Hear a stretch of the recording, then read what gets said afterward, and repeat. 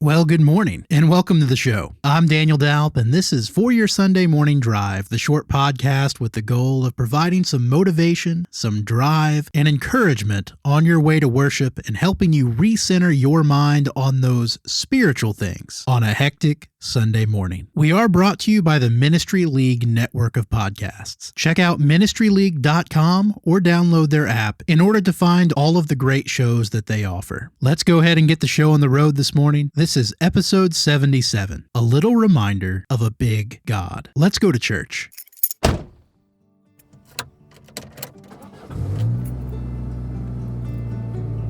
Are we there yet?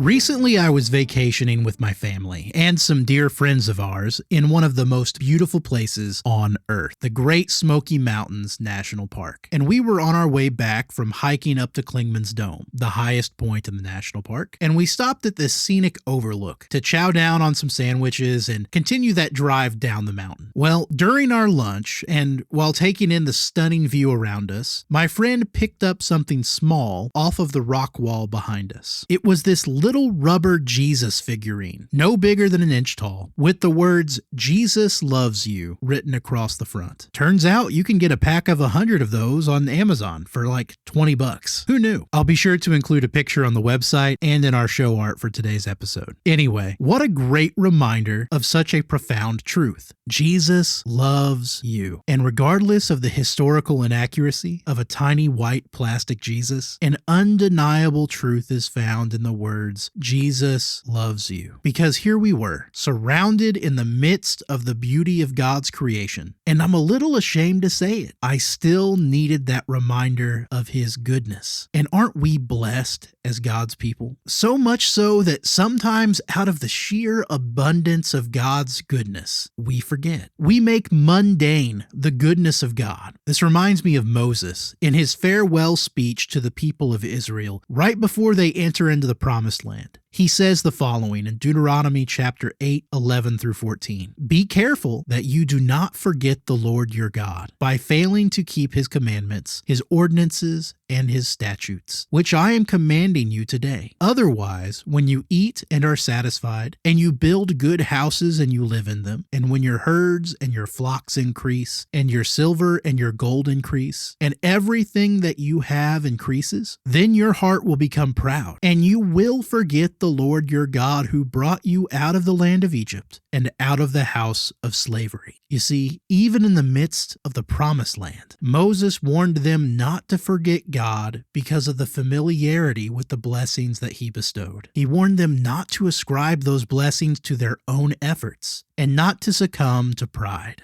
James 1:17 says, "Every good thing given and every perfect gift is from above, coming down from the Father of lights, with whom there is no variation or shifting shadow." Yes, indeed, God is so good. And I'm so thankful for the reminder. Even something as minuscule, as mundane, and let's be honest, not entirely eco-friendly, the abundant littering of small plastic Jesus figurines at a rest area on the side of a mountain, it still made a big and much needed impact. And I'm thankful not only for the reminder, but also for the one who left it, because someone had to leave a little bit of Jesus behind them so that we could find it. What if we did that as the Lord's people? What if we left a little bit of Jesus behind, especially in those personal interactions that we have every day, the conversations we have, even the tense ones? What if in every interaction that we have with someone, we left just a little bit of Jesus behind for them so that they could be reminded of His goodness and the goodness of the Father? Because I truly believe that we all need that reminder every now and again. That regardless of what is happening around us, even if we are in the pinnacle of the beauty of His creation, or we are in the absolute depths of despair, that yes, He loves us, and there is nothing that can compare to the beauty of His goodness.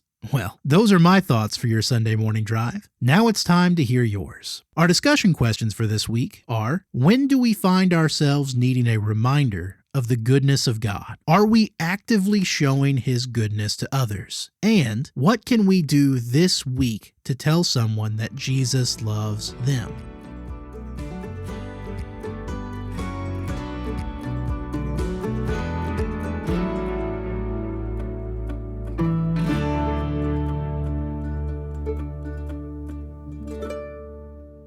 We're here.